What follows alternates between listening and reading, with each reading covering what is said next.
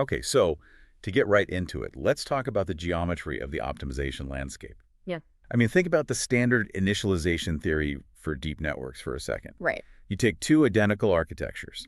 You initialize them with completely orthogonal weights. I mean, they're in totally different spots in parameter space. Hmm. Then you train them on, say, disjoint datasets, one on medical images, the other on satellite topography. And you use different random seeds, different objectives, the whole works. The classical intuition, what this paper calls the independent subspaces view, well, it predicts divergence. They should just fly apart, basically. Exactly. They should fly apart. Given the sheer dimensionality of the parameter space, you'd expect these models to settle into their own distinct task-specific basins. Their weight matrices should be, well, largely orthogonal. Exactly. But the paper we're digging into today just completely dismantles that whole idea. It's titled The Universal Weight Subspace Hypothesis: Spectral Convergence in Deep Networks. And the core finding is so counterintuitive. It really is. Despite all those differences, disjoint data, random starts, these networks systematically converge to the same low-dimensional parameter subspace. It's a really strong claim. The authors are basically arguing that the architecture itself imposes this rigorous spectral constraint. And this isn't a small study either. We're talking about a large-scale analysis of over 1,100 models. Yeah, everything from Mistral-7B LoRAs, vision transformers, all the way up to Llama 8B foundation models. It's quite a collection. And for you listening, we're going to give this the technical depth it deserves. We're going to look at the spectral evidence, unpack the whole Hilbert space operator theory they use, and then get into the implications for things like model merging and compression. And the main tool they're using, which we should mention, is this mode-wise spectral analysis. They use something called truncated zero-centered higher-order SVD. HOSV. HOSVD, yeah. And, I mean, it's really the right tool set for this kind of problem. If you want to understand the manifold these weights actually live on, you have to look at the singular value spectra. So let's start there. With the definition of this universal subspace, the paper really frames it by contrasting it with that independent subspaces reference we just mentioned. Right. Think of that as our null hypothesis. If every model really did learn its own distinct direction in weight space, then when you aggregate the weights of, say, n models and you do a spectral decomposition, you'd expect a really gradual decay in the singular values. The variance would just be spread out all over the place. Exactly, because each model is introducing new principal directions that are orthogonal to the others. But that is not what they see. Not at all. The scree plots in the paper, figures 1 and 6, they show the exact opposite. They call it a collapsing phenomenon. It's a sharp spectral decay. For example, they took 500 vision transformers. When they aggregated all the weights and ran the decomposition, they found that the vast majority of the variance is captured in, what was it, the top 16 principal directions. Which is just incredible. I mean, you have to remember these models were trained on completely different domains. It implies that the optimization path is just confined to this shared manifold. The weights aren't just drifting around, they're being pulled into a very specific geometric trench that's defined by the architecture itself. And this isn't just some empirical observation they stumbled on. They provide a whole theoretical framework to explain why this subspace is even recoverable in the first place. They model the predictors as elements of a reproducing kernel Hilbert space, an RKHS. Which lets them define the covariance operators really rigorously. And they distinguish between 3 specific operators here. It's probably worth breaking those down. Yeah, definitely. So first you have S, the population's second moment operator. You can think of this as the theoretical true shared subspace that's dictated by the architecture. It's the ideal. The thing you can't actually measure directly. Precisely. Then you have S hat, the empirical operator. That's what you'd get if you could access the true predictors for all the tasks. And finally, you have S tilde, the learned operator. This is the one we can actually build. From the actual predictors our models learn during training. And the gap between S tilde what we have and S the truth, that's the core of Theorem 2.5 in the paper, the 2-level convergence. Theorem 2.5 really is the heavy lifter here. It gives you the error bounds for recovering that subspace. It shows that the error breaks down into 2 main terms. Okay. The first one is the finite task error. It scales with 1 over the square root of t, where t is the number of tasks or models you're looking at. So that's just the law of large numbers, but for the task space. The more models we analyze, the closer our approximation of the subspace gets to the true manifold. You got it. But the second term is the per task estimation error. They call it eta. And this one is governed by the sample size you have for each task, and, this is the key part, the Rademacher complexity of your hypothesis space. Which is basically measuring the capacity of your function class to fit random noise. Right, that's the one. So if your individual models are overfitting or just failing to learn their specific tasks, edit goes up and our subspace recovery gets worse. Okay, so for this all to be stable, you need something more. Right.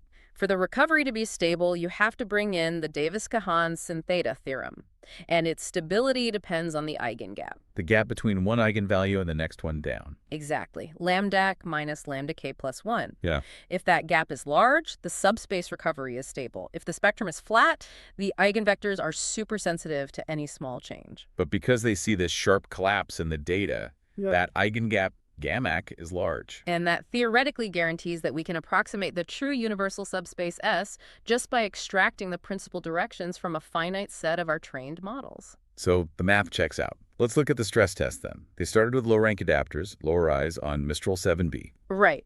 They used 500 LoRAs, all trained on natural instruction tasks. Now, you might hear that and think, well, of course you find a subspace. LoRAs are rank deficient by design. Yeah, but that kind of misses the whole point. It does. The individual rank is constrained, sure, but the aggregate rank of 500 of them stacked together is not. If they were all learning orthogonal features, that stacked matrix should be full rank. But it wasn't. Not even close. The aggregate spectrum showed the same sharp decay. They identified a universal subspace, I think it was rank 16, that captured the functional core of all 500 tasks. And they tested how expressive this subspace was by trying to reconstruct the LoRa parameters, right? For tasks it had seen and tasks it hadn't. Yeah, both IID and ODE tasks. The reconstruction error was minimal, but the most telling part of that Mistral experiment for me was the residual analysis. They compared the universal subspace against the secondary subspace. The secondary subspace being everything else, basically. The orthogonal complement, the tail of the spectral distribution. Right.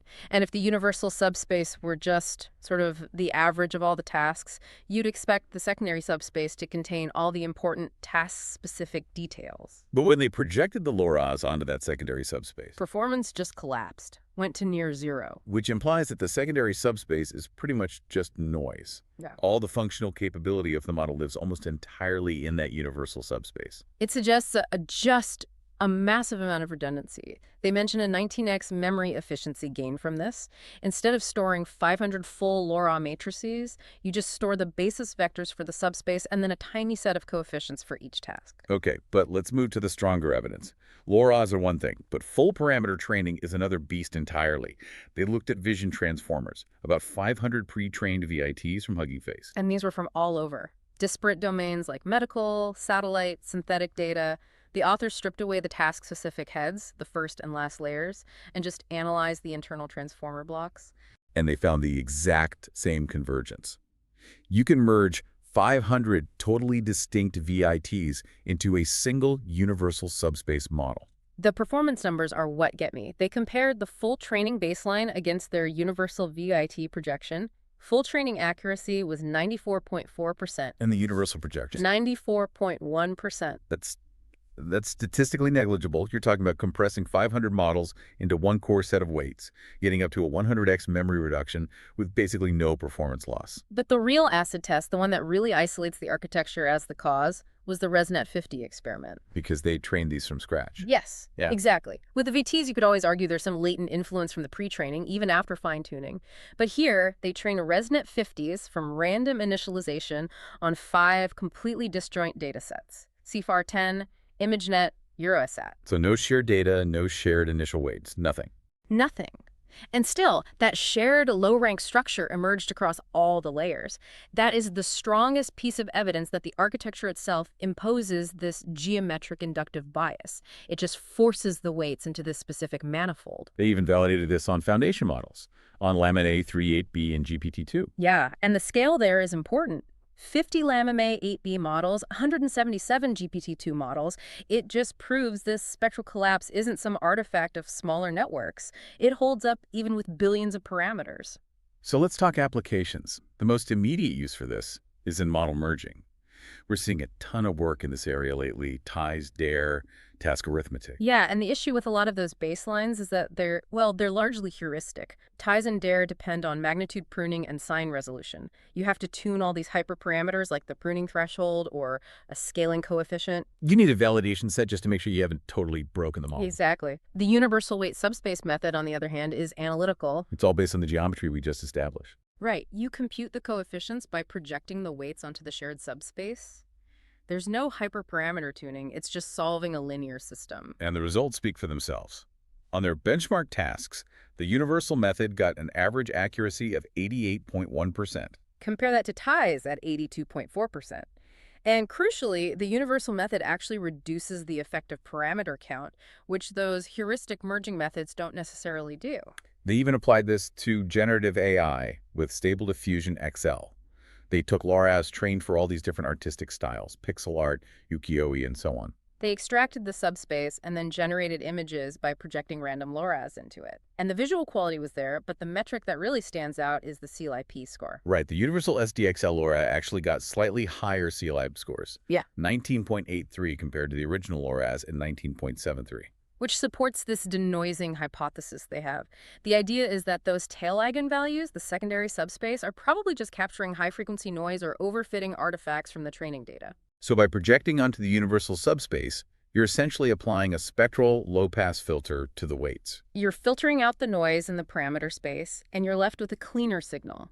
It turns the compression into a form of regularization. Okay, so this leads directly to their proposed algorithm for efficient adaptation. They're suggesting we can change how we train models entirely. The logic flows straight from the hypothesis, right? If we know the model is just going to converge to the subspace anyway, why waste all that compute exploring the full high-dimensional space? The algorithm is simple. You fix the shared principal directions, the universal subspace, and for any new task, you freeze that basis, and you only learn the coefficients. They show this by training a VT on CFAR 100. Standard full fine-tuning means optimizing 86 million parameters. And using their method. You optimize about 10,000 parameters, just the coefficients. You are only learning the linear combinations of those frozen basis vectors. And because you're just learning coefficients for a fixed basis. The optimization problem becomes convex with respect to those coefficients. You completely sidestep the nasty non-convex landscape of full parameter training. It leads to faster convergence, smoother optimization paths. It basically turns deep learning fine-tuning into what looks like a linear regression problem, just in the coefficient space. That's a pretty fair way to put it. It suggests that the non-convexity we're always fighting with is mostly in finding the manifold. Once you've identified that subspace, moving around within it is much, much simpler. Okay, so let's try to pull this all together. The key takeaway here is that the model architecture itself is acting as a tremendously strong inductive bias. Stronger than I think we realized. I mean, the spectral analysis shows that these networks prefer low-frequency functions, and we know gradient-based optimization prefers smooth solutions. You couple that with the specific connectivity of a transformer or a CNN, and you're constraining the solution space to this low-rank manifold. So the differences we see between a model trained on medical data and one on satellite data are, spectrally speaking, just minor variations within this single dominant structure.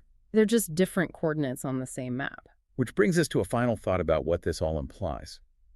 If all our models are systematically collapsing into the same subspace, does that represent some kind of fundamental limit? It's the logical question to ask, isn't it? If the architecture determines the subspace, then all models using that architecture inherently share the same geometric biases, the same potential blind spots.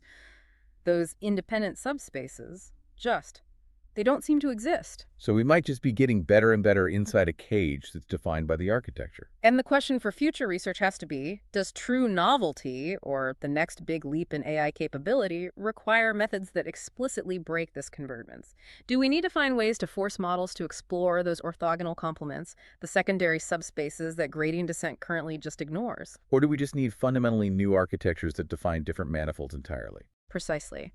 If we want truly different results, we might have to change the geometry of the space we're optimizing in. That feels like a solid place to wrap up. We've covered the spectral convergence, the RKHS theory, the empirical collapse across LoRAs and VTs, and then the applications in merging and efficient training. Yeah, it's a significant paper. It really moves the field from a sort of heuristic understanding of weights to a much more rigorous geometric point of view. Thanks for listening to this deep dive into the universal weight subspace.